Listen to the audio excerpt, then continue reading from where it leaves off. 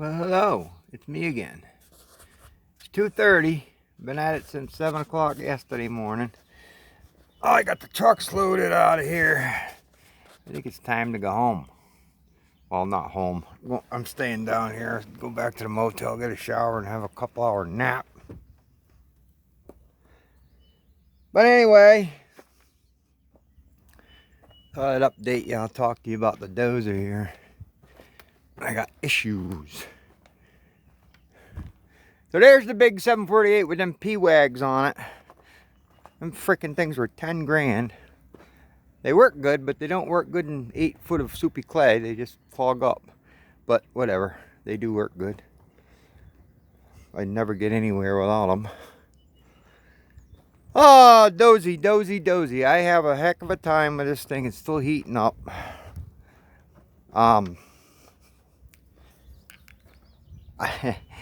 You know, Timber Slasher told me about the water pump, and I've had a water pump. I had a water pump on the 460 where the plastic impeller shaft, impeller blades break off and they won't pump water. So I did take this one out. It's right in there yonder. I took it out and I inspected it and all that good stuff.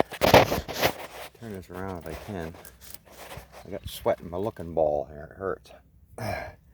Anyway, I took it out and I spun the hub and made sure the bearings were good and everything. But you know, I never thought to grab a hold of it. It spun freely. You could see the impeller turning, but I never thought to grab a hold of the impeller and see if it'd stall if I grabbed that and turned the pulley. And a buddy of mine said he had one do that, where the, you know, if you put resistance on that black impeller, the pump itself, it'll spin inside the pulley. And I'm wondering if that ain't what's going on.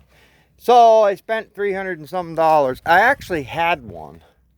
I have a new Reman one, but it's for that skidder. So I took it out of the package. It's the same thing, but the housing is just a little different. It's got another water port on it. And I thought, well, I might be able to build a tube. It's got them what do they call them? It's like an O-ring and an umbrella seal. You just jam the tube in. And I got thinking, without it being free flow, if you just put like a capped tube in it, would it pop out? I guess it wouldn't. You only got 15 pounds, but still, I don't know. And then I got thinking, I really don't want to hack that pump up. I thought, well, I could pop that crap out of it and drill it and pipe tap it and just put a pipe plug in it. And I thought, I better not do that, because as soon as I do that, I'll need one for one of the 748s, you know what I mean? Or the other 648, whatever. Well, it's 460, but Timberjack, same thing. So I picked up a Reman. I picked up a Reman pump. I'll put that in tomorrow. I'm beat. I'm going to go have a little nap and chill out, put the air conditioning on. So I didn't bother to trim anything last night, obviously, in the dark. So I just laid out my little boogery. There's a couple, you know, little blocking logs anyway. I trim them up. I got this ugly thing. I mean, it's got nice wood in the butt. So I'm just going to send it in. They got something out of that side, maybe. I don't know. Maybe they got some. It's a beautiful little clean butt. I don't know. There's a bunch of that crap over there. So I was coming. I don't know if you can see that over yonder. That ridge. I'm down over the back of that ridge. There was actually some decent walnut back there. And I got to trim that one and that one, the knobs off them.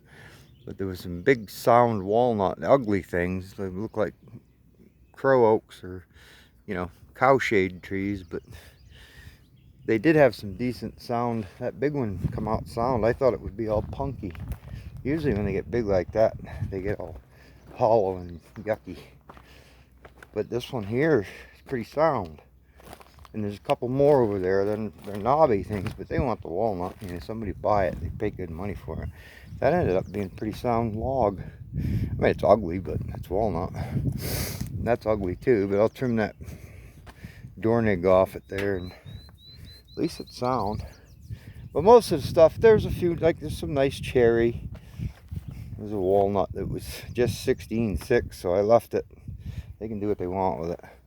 If I cut 1/8, you only have 3 inches of trim, so they can decide what they want to do with that. The buyer will hack it all to pieces anyway. Ooh, look at the Pissamyers. Got them Pissamyers, so they are. Look at them. Boy, you bastards are doing business. I must have uprooted their house. Oh, yeah, they're going in right there. Packed it full of mud. They're like, you bastard, what'd you do that for? Oh well, they're having fun. So, I mean, just average, you know, a nice tree here and there. Most of it's junk. And the problem with that is somebody else started it, and I don't know, they got a piss and match and he took off or whatever. And they hogged out the gravy. There's some nice trees in there, big stumps. So it was my task to get out the tidy wipes and, you know, wipe piney hole. Go back through. There was a nice patch that they didn't get into. I got to cut that. But the last 2 days, all I've been doing is running around putting out fires over there, you know. A clump over here with 2 or 3, and one down the mountain. And but it takes so long to skid it. I was staying ahead. But yeah, we can't. If you could run that ridge, but there's another property here. If you run that ridge, there's an old road that comes right out to here. And then we did get a right of way to go through this property to the next piece of this Hayden farm, Hardin farm, whatever it is. But, you know, the old guy didn't want us making roads everywhere, so we couldn't use that. He said, no. So we got to come down that mountain. Now, this stuff that I've got decked out, I pulled out last night, was clear down over the other side of that hill. Probably a 1/4 mile past where you can see. Clear down in there. And them meatheads was going out the other way.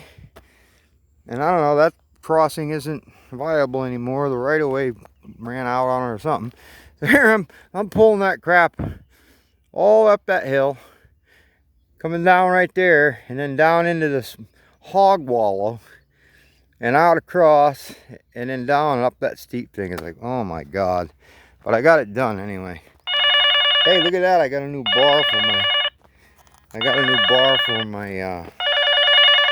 my slasher. Hang on. Okay, I'm back. That was Mammy. She's coming down for the weekend. It's kind of fun. Make a nice couple date nights and go over to the casino and lose 20 bucks. Fart around, maybe go see a movie or something. Grandma's coming. We're going to take her out for Mother's Day Sunday. So, but that way I can get something done. I gotta fix this thing. The overheat issue is what it is. I didn't put the shroud back in because it's a piece of junk. It's all broken, and so I was hoping it'd be all right without the shroud. But I don't think that's my issue. I think it's that water pump. I put a new thermostat in it, brand new radiator. You guys saw me put that in. But I got another issue. The other day, well, I don't know, last Thursday or Friday, he started up, battery light would come on. Come on, go out. Come on, go out. I'm like, ah, crap, the alternator must be going out of it. So anyway, John Deere wanted like $800 for that 55 amp, little, piddly little alternator. I said, no thanks. So I called my buddy, Mike Clark, Truck Electric up in Brookville, PA. He had one right on a shelf. All I had to do was change the pulley on it. Like 220 bucks, brand new. Yeah, that's a little bit of a savings. So Mammy brought that down to me. But anyway, hooked it all up. I'm supposed to have power here on D+. That's your exciter. And there's nothing. And if you're actually supposed to be able to, like, to get it to charge short across these, you know, because that's all a lot of the simpler systems, that's all it is. Boy, when you do that, oh, flame show. So we found a fuse back here, and it is actually the exciter for the alternator, and it keeps popping. So we took everything apart. We found some bad wires. I started hacking into this, and I ended up cutting that with the utility knife, but I'll patch it back up, shrink wrap it and tape it, whatever. But that's that wire. And it's funny because that wire, that big like 1/0 wire or whatever it is, disappears. So it must be in this loom soldered into like 3 or 4 different little wires, because it does not go anywhere. It just ends up in here somewhere. So I'm assuming there's another, see that rat's nest in there? Well, we got picking at the jute on the harness. I don't know if you can see it, but we found some bare wires in that, so I'm hoping that's what it is. We disconnected this plug and put the fuse in, and it didn't blow, so it's from here out. So I gotta dig around, find that, put the water pump on it. I got lots busy weekend, and if it dries up a little more, I got a bunch of, I probably got a day or day and a half to close that all up over there, because they hired me to close up all the other guys' roads too. So the fun never ends. But that's some income with the dozer I can do by myself, you know. Oh boy, I had the fuel filter off of that to get at them wires, and I'm gonna cover this up a little bit. Here's the reins. Maybe I'll just stuff it in the end of it.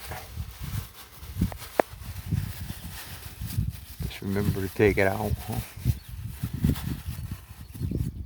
Just don't want water pouring in there. I covered the stack. There's another issue that I don't like. Especially like this side curtain has no vent. Solid steel. And you've got that exhaust in there, and a turbo in there, the manifold in there, everything. And the heat that son of a bitch creates. Now it's a sucker fan, it sucks, it blows out the front. But I ran it with the side curtain off, and it didn't overheat. So, you know, airflow, which costs with the shroud on it, they want $785 for this stupid little shroud. It's like, what the frig? So if I have to put it back on, I'll piece this thing back together. I'll get some, I don't know, some kind of something and rig it back together. What a flimsy piece of junk. It's like some kind of a fiber. It's not really fiberglass, but it's something like that. So there's the old radiator. To be honest, I probably didn't even need the new one. Look at how gun good that is. You couldn't get at it with the shroud on it. But I'll clean this one up. I'll send it to the radiator guy, have him douche the inside of it out and clean it up. And I was looking at used ones. They're between $1,700 and $1,800 for the old steel ones.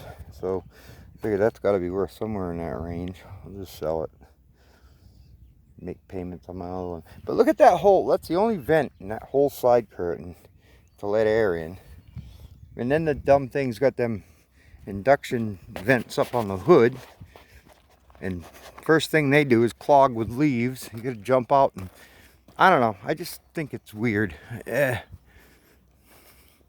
Seems to me, I was thinking about taking this muffler off. If I can solve the problem, I guess I'll just wait till I need a muffler. But if you put an upsweep pipe on that, you know, with the turbo flange, an upsweep pipe, and built a little stand down to bolt it to this, you know, so it holds it, and then just put an up pipe on it, put an elbow on it up there so it blows out, not in your face, that would eliminate a lot of heat under that hood. So, I don't know. But whatever, I mean, if it's the water pump, I'll change the water pump, and I ain't gonna worry about it. If it works, it works. But I think I might take and either build another one of them covers out of screen, or, yeah, you know, like cut a big, you know, cut a section out of that and put like extruded screen in it so the sucker can get some vent. That's just awful. And this one over here is the same way. It's got this little tiny hole down here to, you know, try and let air in. But it made a world of difference. I put that, Yeah, I mean, it's all gunged up too, but from overheating and collecting dust. Alright, well, I guess I've been blabbing long enough. I'm gonna go get a shower and have a little nappy and see what Mammy and her mom want to do. Go out to dinner or something later. I gotta go get some hydraulic oil. My collector's leaking in that thing. I gotta reseal that. Oh, there's so much to do. There's so little time. Alright, ta-ta, y'all. Hope you have a wonderful weekend, and thanks for commenting and subbing and all that good stuff. See you guys.